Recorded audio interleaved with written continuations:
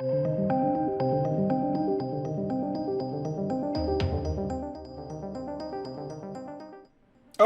welcome to the channel, ladies and gents. Box office!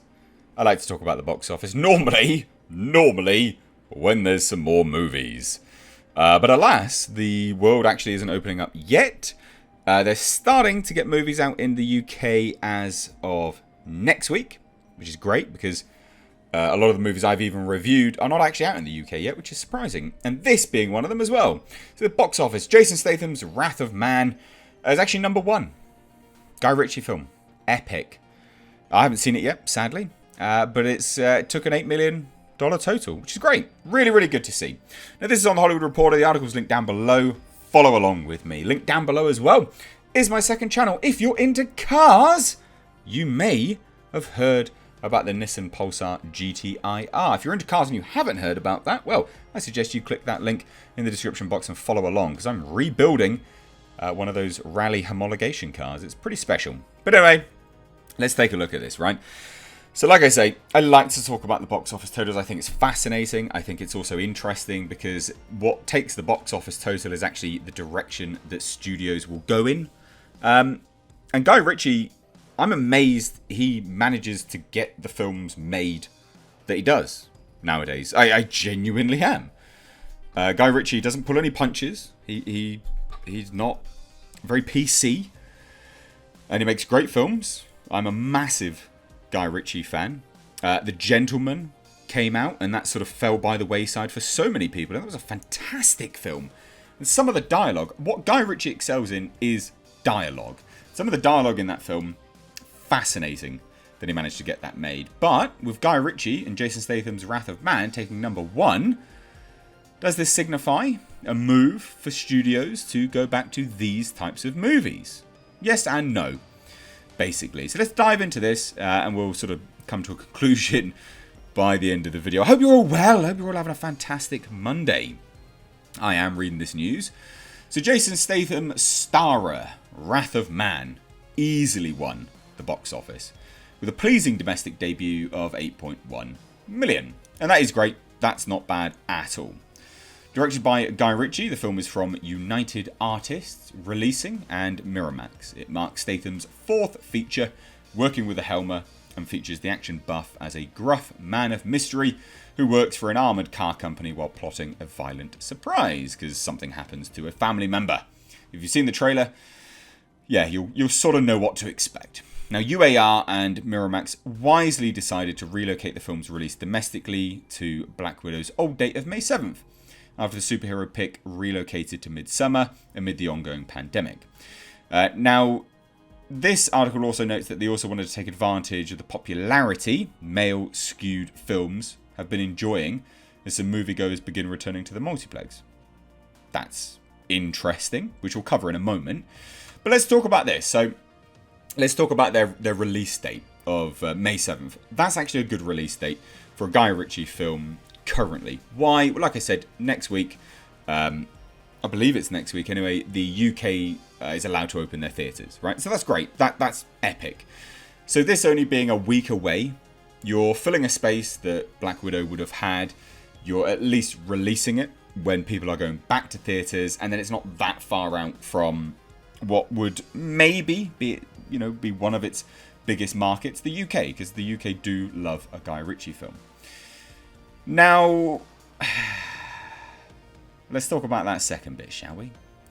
They also wanted to take advantage of the popularity male-skewed films have been enjoying as some moviegoers begin returning to the multiplex. What films would they be, mate? Godzilla vs. Kong was not male-skewed. Are we talking about Mortal Kombat? Because that was actually reviewed better, rated better, by women than it was men.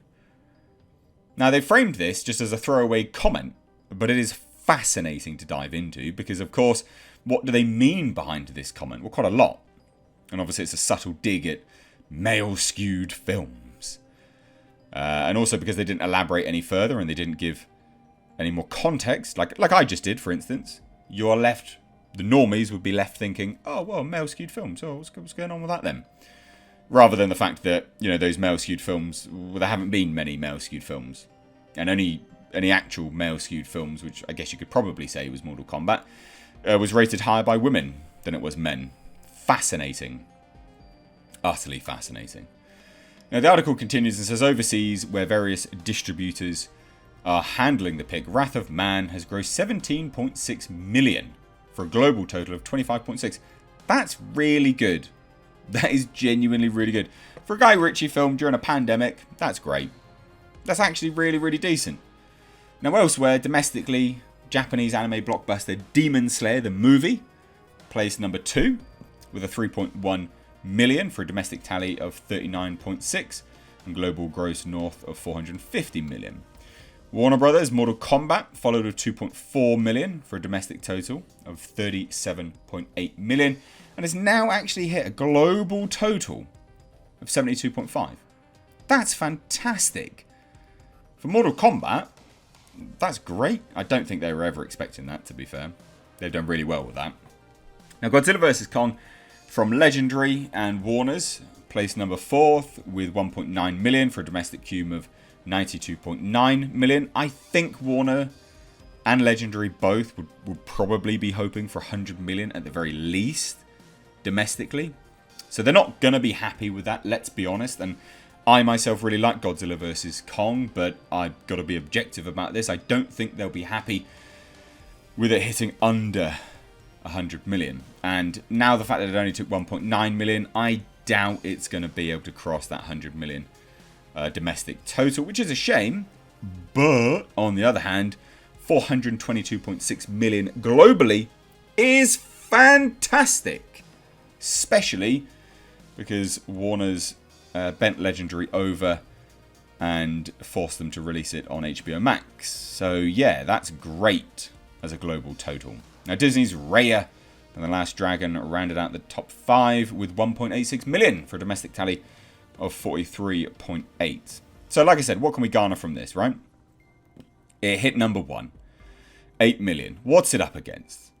Well, still quite a lot of stuff, actually. Yes, things that have been out for a while. So, can we say that it's real competition? No, probably not. And it would be disingenuous to say that it was real competition, because it's not. But it's still done really, really well. 25.6 million globally, 8.1 million domestically. Yeah, you are going to have a lot of people taking note of that. And they already are, which they're trying to skew it here, or male-skewed films. Again, that's not the case. Guy Ritchie films are just appreciated. They're good. They're witty. They're sharp. They're very, very good films. Generally speaking, anyway. That King Arthur film was... yeah. But there you go. Like, what does this mean for the future? Are we going to get more like this? I'd like to say so, but it's one of those things that we won't know until it starts to get released in the likes of the UK and some other markets, which is happening very, very soon. 25.6 million is good, though. They will obviously want more, but that's good. These films don't cost an awful lot of money to make. So let me know what you guys think on this down below in the comment section. Are we going to see more of these sort of action-oriented films again? I hope so. I really love this sort of subgenre of movie. But there you go. Wrath of Man takes number 1. Cheers. Take care.